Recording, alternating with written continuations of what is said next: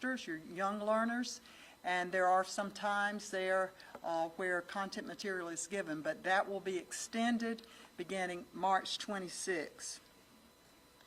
And parents, one of the things that I would like to ask you to do is to take some time and really just talk with particularly your young learners.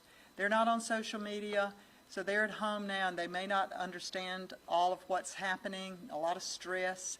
And I know it's stressful on you as well. We have posted on our website, ed.sc.gov, some tips that have been given by the American Society of Psychologists. I think they're very, very good, and I'd ask you to take time to speak with your children about this. It's very frightening, but we can get through this together. People are stepping up to the plate. And finally, I did send a letter today to the U.S. Department of Education asking for a waiver on our federal mandated testing. I anticipate hearing back from them. Other states are following in that, and we will keep you posted. But we're also, at the governor's direction, looking at all of our regulations, and we will be asking for relief of those that we need to use to meet the needs of this pandemic and to really support our families and students in the proper way. So thank you, Governor. Thank you, Ms. Philbin. Dr. Linda Bell, Department of Health and Environmental Control. Yes. Thank you, Governor. Good afternoon. As an update, DHEC is now reporting a total of 47 cases of COVID-19 in 13 counties across our state. This includes 4 from Beaufort, 3 from Charleston, 1 from Calhoun, 22 from Kershaw, 2 from Lancaster, 1 from Fairfield, 3 from Lexington, 1 from Richland, 1 from York, 1 from Spartanburg, 2 from Anderson, 2 from Greenville, and 4 from Horry County. Sadly, this includes our state's first reported death of a patient who recently had been reported to having been diagnosed with COVID-19. The patient was an elderly person from Lexington County and was a resident of Lexington Medical Center Extended Care Skilled Nursing Facility. The patient had underlying health issues prior to testing positive for COVID-19. Because of these underlying medical conditions, we do not know the exact cause of death. We reported on the patient's death yesterday. We are continuing to work with the facility to identify all contacts and are providing guidance about infection control measures to prevent possible spread. While we have been expecting a day in which we would have to make this announcement, it's never easy to have to report on the death of a fellow member of our community. On behalf of all South Carolinians, we want to express our deepest sympathy for the family and loved ones of this patient. This loss is a reminder of the importance of taking precautions to protect those at higher risk, like the elderly and people with serious underlying health conditions from exposure to illness. As South Carolina's lead public health authority, our top priorities remain preventing the spread of disease and protecting the public's health. As of late yesterday, DHEC's Public Health Laboratory has conducted 456 tests. 47 are positive and 409 are negative. This did not include the negative tests performed by other reference labs. We know that many South Carolinians are concerned about what impact the virus may have on themselves, their loved ones, and on our state. We are currently only seeing ongoing transmission in one county, Kershaw County. We want people to be prepared and to remain calm and rational as more cases occur. Recognize that the majority of illnesses are relatively mild, the type of illness for which individuals may not normally even seek medical care. Based on what we know so far, the CDC expects that many people in the United States will at some point, either this year or next year, potentially be exposed to the COVID-19 virus. This will include residents here in South Carolina. However, it's important to note that most people will likely not develop serious illness. While this is occurring as we expected it to, we still must continue to take measures to help safeguard against illness, including practicing good hygiene, like frequently washing hands, and we mean thoroughly washing hands for 20 seconds. This is just a visual between the fingers with soap and water, every time you touch a surface when you've been in public or your hands are potentially contaminated. That's one of the most important measures in preventing the spread of disease. We also remind people to cover your cough to prevent the spread of respiratory droplets. Individuals with signs of illness are asked to take seriously the recommendation to stay home from school and work and not attend public gatherings. We do not recommend that everyone who is ill get a test to see if they have been diagnosed or if they have COVID-19. And if disease activity increases significantly, we will advise people to stay home, get better, and seek medical care if symptoms are worsening. This will allow our healthcare system and our healthcare providers to give care to those who need it most. This will likely be an extended response.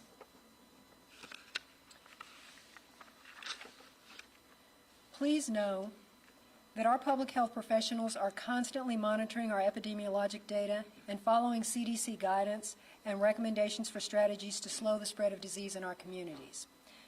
As cases increase, we are prioritizing identifying the close contacts who are at high risk of illness to those who are known to be infected and are more likely to suffer serious illness.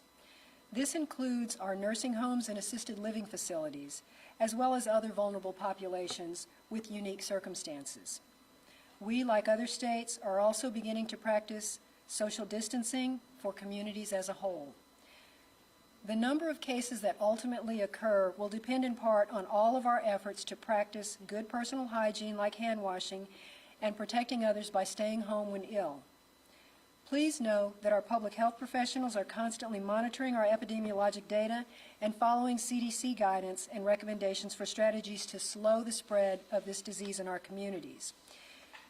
We also continue to work with federal, state, and local partners to prepare and respond to this situation to best protect the health of the residents of South Carolina. And I would like to thank all of our public health professionals who have been working around the clock diligently since we first recognized spread in the United States. They are investigating reported cases, they're following up on the contacts of known cases, and educating the public on steps they can take to help prevent the safety and health of our state. And I'd also like to thank our healthcare providers who are working compassionately to meet this significant increase in the demand for care.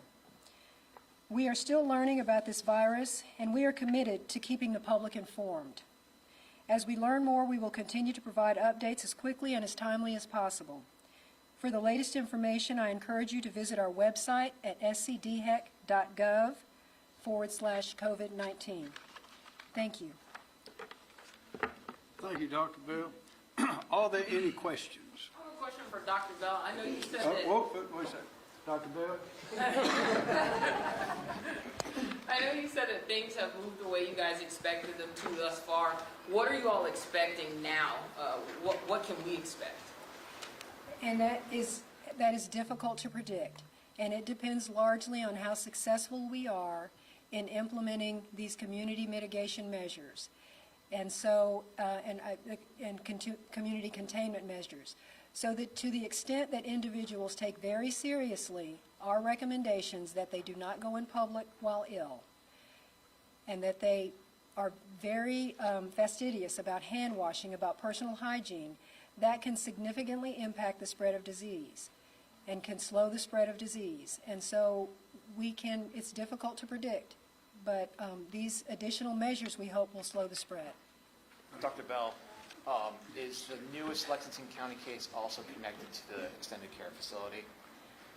The newest Lexington County case that we were reporting was a known contact to a previously reported case. Can you be more specific than that? No. Governor, Yes, sir. we're hearing that a lobbyist at the State House has contracted the coronavirus, a lobbyist who was in the State House as late as last week. Are any special measures being taken at the State House because of this? So regardless of who becomes infected that comes to our attention, we recommend the same measures. We ask those who are diagnosed, if they can stay home, they can stay in self-isolation at home if they do not require medical care. We ask that their close contacts remain in quarantine for 14 days after the last contact with someone who is ill.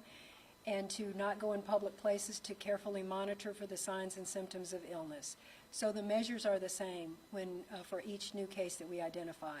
In public settings, we do not seek to identify all individuals who are in a large public gathering, because we don't consider all the individuals in a large public gathering to be exposed. So it is the close contacts of individuals that we focus on for specific disease measures, for specific disease prevention measures. Governor, Yes, ma'am. Dr. Bell, can you say how many tests have been conducted at this point, not just the number of tests that have come back, and whether there might be a backlog? So DHEC is able to report on the total number of cases performed, both positive and negative. Private reference labs report positive reports to us. We don't know the total number of tests performed by private reference labs. Governor, Question. right, Governor, what are you guys advising child care centers to do? And if you guys are advising anybody, what are you advising the workers in high-risk categories to do as well? What we're advising individuals in I think you're asking about high-risk settings like childcare, is that correct?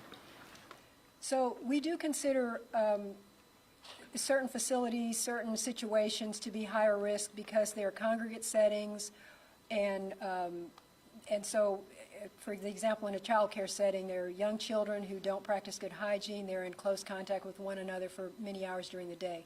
So we have specific recommendations for settings like that, from everything from environmental cleaning, for monitoring for illness.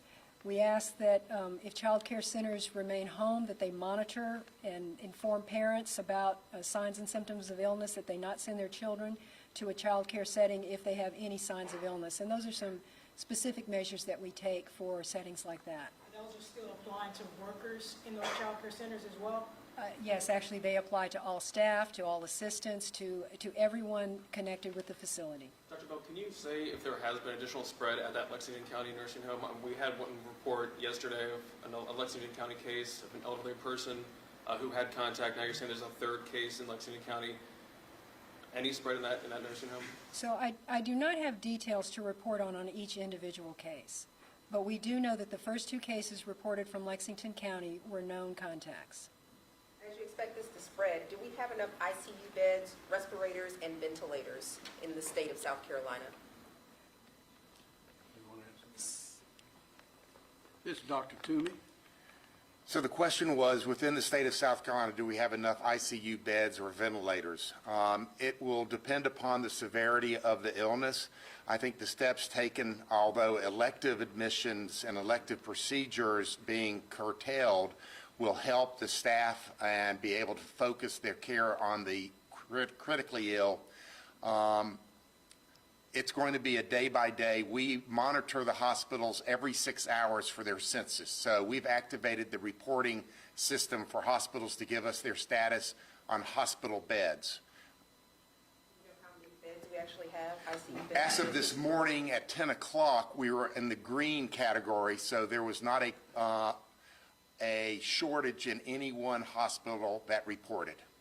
Governor, would the National Guard be activated to build temporary medical facilities if hospitals are overcrowded? That is the purpose of the plan that we are developing. We've not gotten to that point, but we are doing all we can to stay ahead. So we are planning in a number of directions for a number of contingencies, and that is one of them, yes. Governor, I know that you said that you are making some changes as far as restaurants and bars. At what point are we going to move from recommendations of people not going out to curfews and mandates on that? Those are not recommendations. That is in the executive order, that the bars, the restaurants and bars will close. But as The far as, dining like, facilities, but not for takeout. As far as people going out and curfews, when will will we see something like that? Like All such measures are options that are on the table. We do those things, implement those things as they become necessary.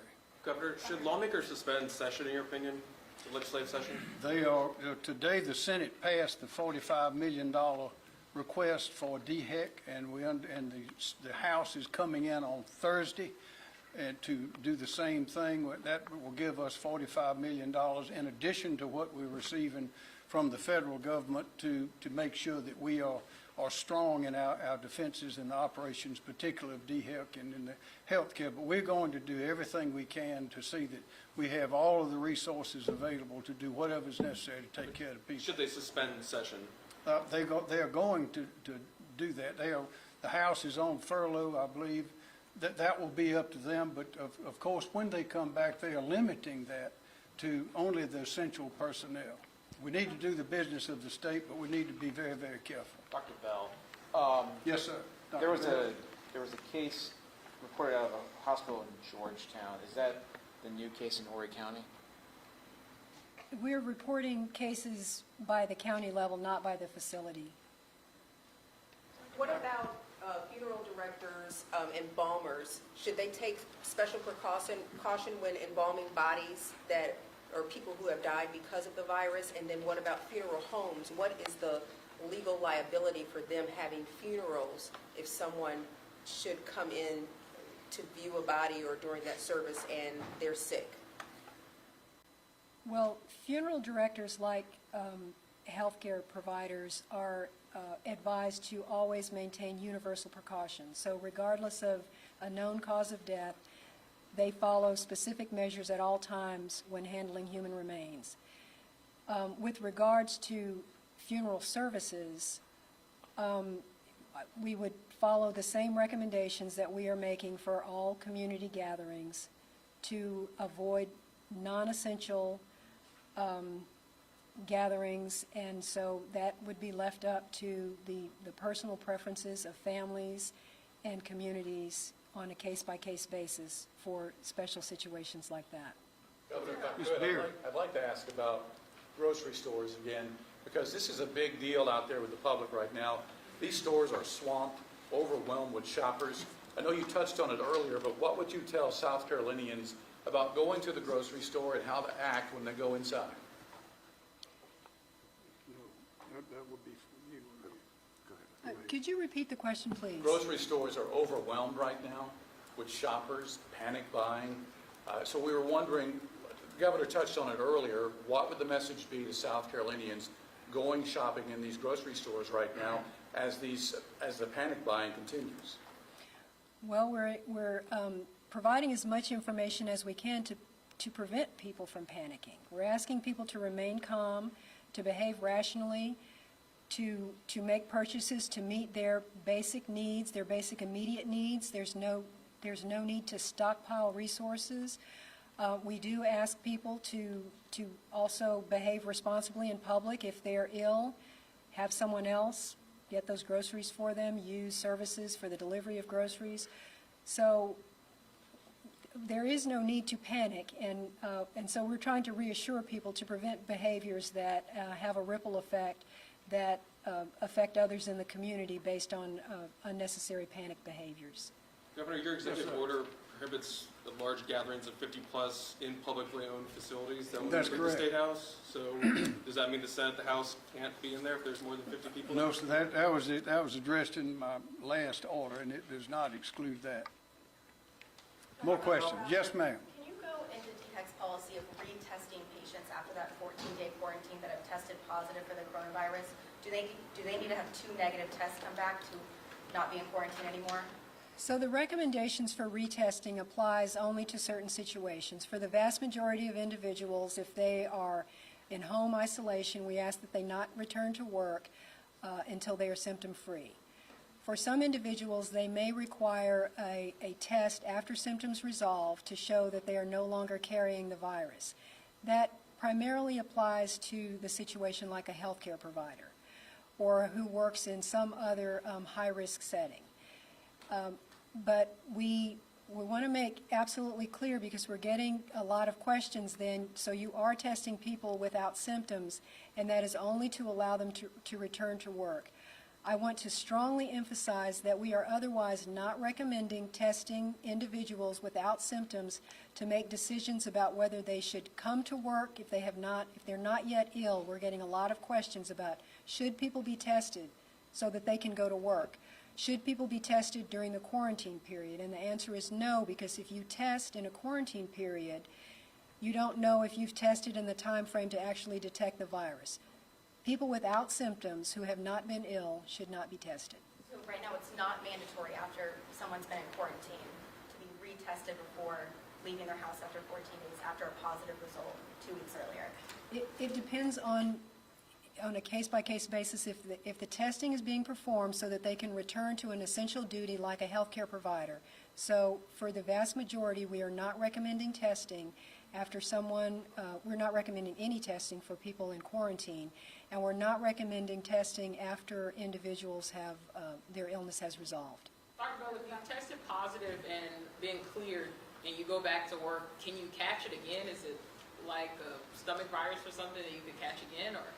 Well, there are a lot of things that we don't know yet about this virus. The possibility of reinfection with the same strain of this virus is not currently known, but that doesn't mean that they can't catch something else, and it doesn't mean that people cannot be co-infected with two different viruses at the same time. Dr. Bell, are you monitoring any cases in Dorchester County right now? There was a report that there may have been some exposure at a cement facility plant there. Several workers may have been exposed. So our frontline epidemiologists are the ones who are investigating the contacts of high-risk exposures, and I don't have the information here with me. As the number of cases increase, the expectation that we'll be able to report on the number being monitored and in particular settings will not be feasible, because as cases increase, that the number surrounding those cases becomes unmanageable. Dr. Bell, how many tests do we have? What's our capacity? And when we look at that, we heard from Kershaw Health CEO Sue Shugart yesterday say that they're kind of running out of swabs to do these tests.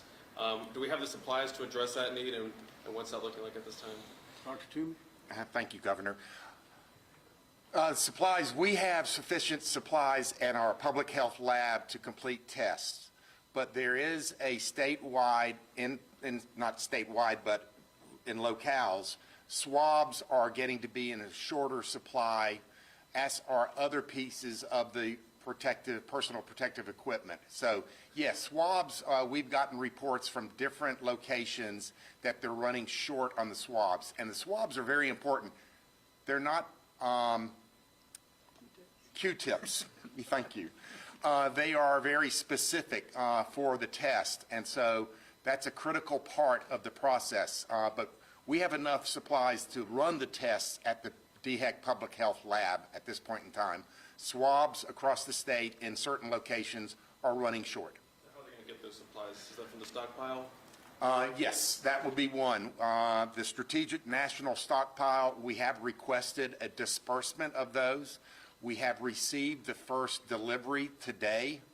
We are inventorying that delivery. We never know exactly what you get until you open up some of the containers, and we will report on what we received, but it will be, I'm not sure if they're swabs, but it will have masks, gowns, respirators, various parts of the PPE that will be important to distribute. Dr. We know that teachers are getting paid. What about the front desk or other staff members in the school system, and also workers in the private sector? I can answer the question regarding teachers. Yes, you're right. Teachers will be paid. The bus drivers, other support folks that are working in districts, those are district employees, and their funding is through their district. In talking with the superintendents across the state, I can tell you they're doing everything possible. Their intent is to keep those folks paid. We're bringing many of them in to work as usual, some not, but still the districts are hoping to keep all of those folks paid. But that is a local issue there. Any chance you'll extend the time that children have out of school? I know it's till the end of the month, but any chance you'll extend that? And then for the Chief Justice, what about our court systems? Are you going to end any of the court hearings? Well, as far as extending any closures, we'll make that decision as it gets closer and what the situation is at that time. Chief Justice. As to the court system, as we all know, a functional judicial branch is the cornerstone of any working democracy. And when there's a disruption, I should say, of the judicial process, and that's a serious problem for us all. And we are encountering that right now. Yes, there will be a curtailment of hearings, especially those that require a large gathering of people, such as a jury pool, such as a roll call in General Sessions Court, such as a second appearance in a General Sessions Court. Those things will be curtailed, if not, actually, we terminated those for the time being. And what we are doing now, in a nutshell, we're only holding necessary hearings, necessary emergency procedures, and most of those are surrounding criminal matters and the family court. And also, Governor, sort of the same question, for those working in the private sector, what's being done for them who cannot go to work or, have any income? Danny Elsie, Department of Workforce, Employment and Workforce. So many employers have paid sick leave, paid annual leave. Employees who are out sick, quarantined, can draw on their company policies for sick leave. Some companies have paid FMLA as well. If an employee is out of work because he's been laid off, because his company shut down his facility, closed completely, cut his hours, then that employee can file for unemployment and will be eligible for unemployment in the state. The third possible avenue for an employee to receive income during the time they're out is the federal House bill that's been passed, that's in the Senate, and they're attempting to work out a compromise, which does have a provision in there for 2 weeks of paid leave and certain payments for extended FMLA or for FMLA payments. So there are a variety of known sources of income, from company policies to unemployment. If they are laid off, if they're just out sick on their own, they're not going to be eligible for unemployment under our state laws. And then there's the possibility, or not, the great probability, that this legislation will pass in Congress, and there will be some relief for employees.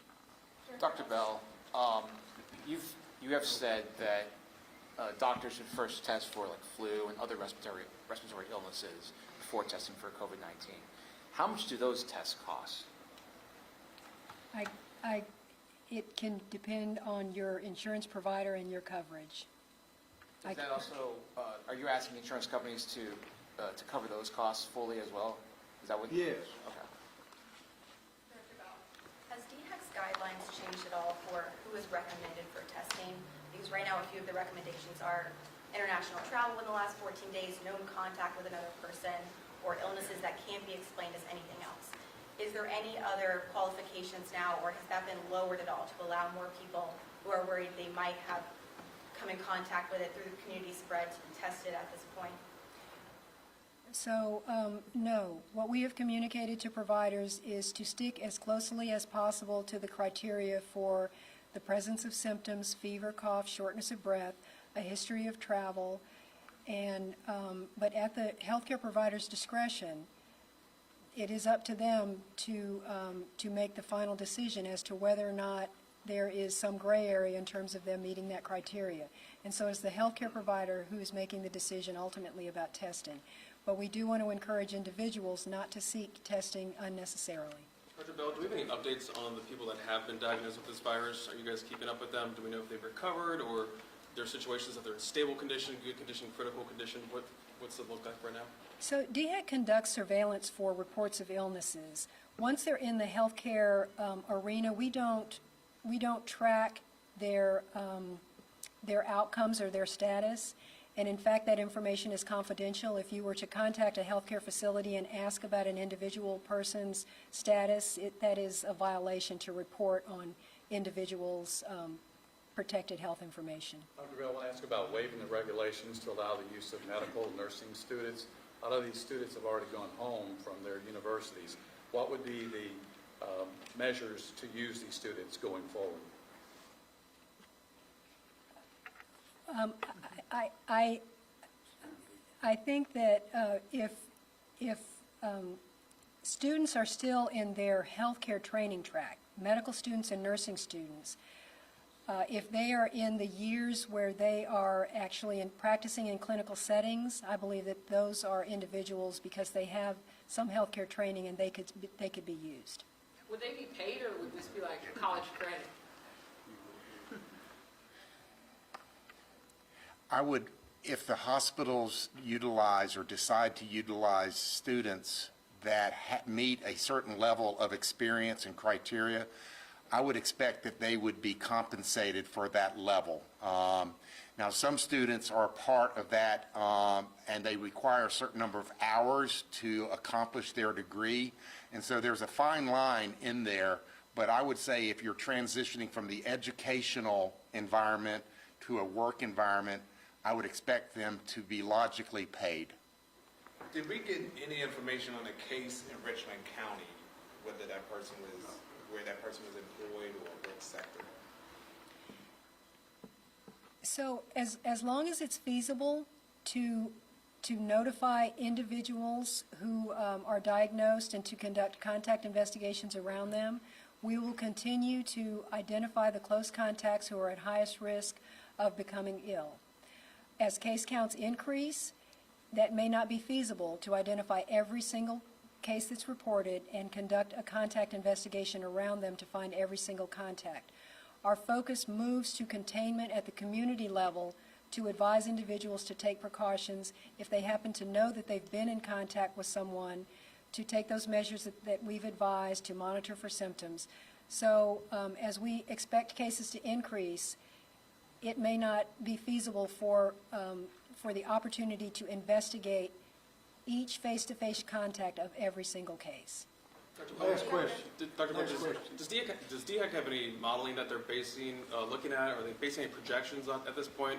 What are we looking at? Because everyone just sees the national picture, they see these bigger cities. What can we talk about what we're seeing right here in South Carolina, what you might be projecting? Well, the CDC has a task force that is doing modeling for looking at a number of variables, including how transmissible the virus is, the expectation of spread based on the potential number of contacts.